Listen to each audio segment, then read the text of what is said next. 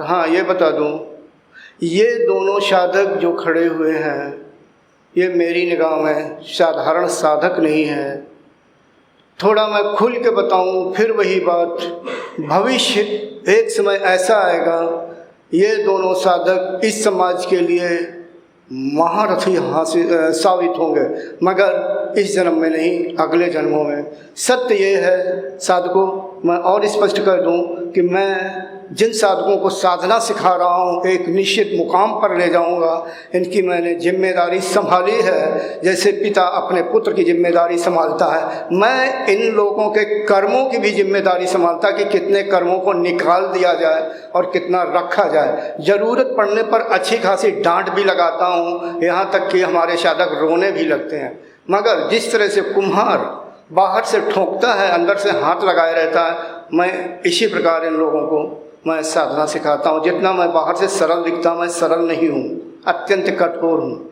हाँ, ये लड़की पूर्व जन्मों में मुझे मिल चुकी है, और सत्य तो ये है कि रविंद्र जी से हमारा पूर्व जन्मों का नाता है, जो कि रविंद्र जी को मालूम है। तो दोनों साधक की कैसे साधक हैं कि मेरा पूर्व जन्मों का नाता मैंने पहचान लिया और मैंने इन्हें साधक बना दिया। हाँ, एक आप लोगों ने मेरी दूसरी किताब योग कैसे करें शायद पढ़ी होगी, उसमें मेरी कुंडली मेरे पिताजी ने जागृत की। वो पिताजी मेरे तपलोक में स्थित हैं, जो 2 जन्म पूर्व के हैं और मुझे बराबर देखते रहते हैं और मार्गदर्शन भी करते हैं। हालांकि इस समय मार्गदर्शन काफ़ी समय से नहीं किया हुआ है, क्योंकि मेरी अवस्था अत्यंत उच्च और आखिरी स्टेज को प्राप्त कर चुकी है।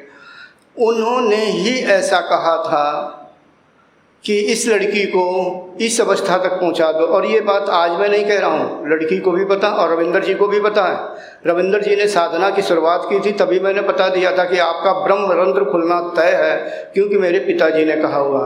इसी तरह से लड़की के लिए, अगर मेरे पिताजी ने ऐसा नहीं कहा होता तो शायद आज मैं इनके साथ भी नहीं होता, मेरे पास भी नहीं होता, पता नहीं साधक बने होते कि नहीं बने होते। कारण कि हर एक साधक में कमियां होती हैं, उन्हीं कमियों को मैं सहता हुआ आगे बढ़ा। खैर, आज मेरी निगाह में एक बहुत अच्छे साधक हैं, भविष्य के बहुत अच्छे मार्गदर्शक बनेंगे, ये परम सत्य है। इसलिए मैंने इन्हें इस अवस्था तक पहुंचाने का प्रयास किया है। इनके कर्मों की बहुत ज़्यादा मात्रा में छटनी भी की है। हाँ, मैं इस लड़की के विषय में थोड़ा और कड़वा सच बता दूं, जितनी ये सीधी दिखती सीधी भी नहीं है। मेरा माइनस पॉइंट बोलने की आदत भी है। ये बड़ी तेज तर्रार गुस्से वाली है, और यही इसका माइनस पॉइंट इसको कमज़ोर बनाता है। साधक श्रेष्ठ वही है जिसमें सहन शक्ति है। देखो, मैं देखने में कड़वा बोलता हूँ, कुछ भी कह देता हूँ यानी गुस्से में, लेकिन मेरे जो सानिध्य में साधक रहते हैं, मैं उतना सहन भी करता हूँ। अगर मेरी तीसरी पुस्तक तत्व ज्ञान पढ़ी जाए, स्वयं सहनशीलता की देवी ने मेरे सामने प्रकट होकर कहा कि हे योगी, अब मुझे इसकी हमारी आपको आवश्यकता ही नहीं रह गई। मैंने कहा नहीं माते, आपको हमारे शरीर में अभी अवस्थित रहना होगा, क्योंकि संसार में अभी भविष्य में और कार्य करने होंगे। कुल मिलाकर के इन दोनों को मैं यही कहूँगा, मेरी निगाह में अच्छे साधक हैं। रविंद्र जी अभी शक्तिपात करने की क्षमता नहीं है, ना ही मैंने इन्हें सिखाई है, मगर लड़की में कूट कूट करके क्षमता भरी हुई है। इसके माता पिता यहीं पर हैं। मैं इसका दोष कहीं तक इनके माता पिता को देता हूँ। शायद उसकी माँ दुखी हो गई होगी कि मैंने इसके ऐसा कहा, मगर नहीं।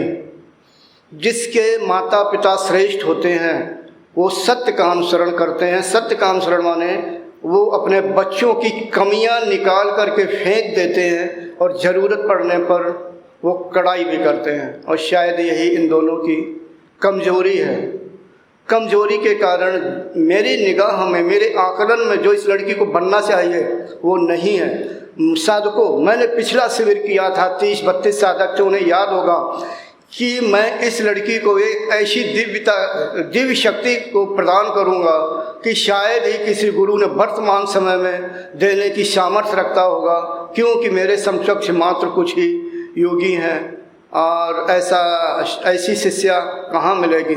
मगर इसकी कमी को देखते हुए मैंने अपने शब्दों को वापस सुरक्षित रख लिया है।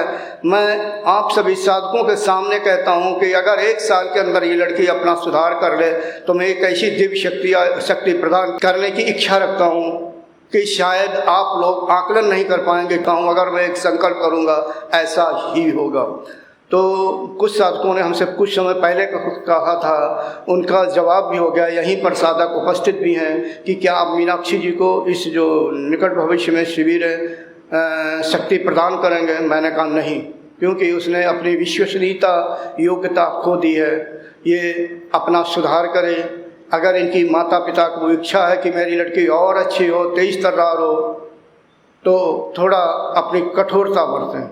मगर इसमें एक विशेष प्रकार की विशेषता है, उसी से प्रसन्न होकर के मैं इसके साथ हूँ, यानी सहयोग करता रहता हूँ। दूसरे पूर्व काल के जो मेरे पिताजी हैं, 2 जन पूर्व, उनकी अपार कृपा है, क्योंकि वो मेरे पिताजी से मिल गई है। उन्हीं की कृपा के कारण आज यहाँ तक पड़े। कुछ कुल मिलाकर के मैं यहाँ पर इसलिए नहीं आया हूँ कि इसके गुणों का बखान करूँ। हाँ, लड़की अच्छी है, नहीं कहते हैं कि अभी हीरा उतना तराशा नहीं गया। तराशने में इसके माँ बाप का साथ बहुत ज़रूरी है। वैसे माँ बाप ने छूट दे रखी है, हम कुछ भी बर्ताव करें इसके साथ, मतलब डांटें, कहीं भी सिखाने के लिए ले जाएं, जैसे IIT कानपुर ले जाते या शिविरों में ले जाते रहे हैं, तो छूट देते रहे। उसके लिए हमारे लिए कोई प्रतिबंध नहीं रहा। तो साधकों, ये एक बहुत अच्छी लड़की है। सबसे बड़ा गुण ये है शक्तिपात। आजकल बहुत से योगी संसार मिलेंगे, मगर एक कमी होती है कि शक्तिपात उनमें नहीं कर पाते हैं। ये पूर्व जन्मों के कारण ऐसा होता है। ये लड़की पूर्व काल की बहुत बड़ी साधिका रह चुकी है। मैं बस यहीं पर इतना कहूँगा, क्योंकि कार्यक्रम आगे भी होना है। रही बात रविंद्र जी की, रविंद्र जी ने उन्हीं मीनाक्षी की तरह ऊंचाइयों को छुआ है, मगर उतनी धार इनके अंदर नहीं है, चाहे उम्र की हो या पूर्व काल के संस्कारों की है। दूसरे गृहस्थ में भी है। तो कुल मिलाकर के एक और दूरगामी भविष्य का भविष्य बता दूं। आने वाले भविष्य में जब ये पैदा होंगे तो समाज में बहुत ही विकृति फैली होगी। इन दोनों को बहुत ही कष्ट झेलना होगा, ख़ास तौर से मीनाक्षी को। उसके लिए एक ऐसी शक्ति का सोचा था कि वो शक्ति उसे मैं देता इस जन्म में, लेकिन उसे अपने आप उस समय याद आती और प्रयोग करने की विधि भी मालूम हो जाती।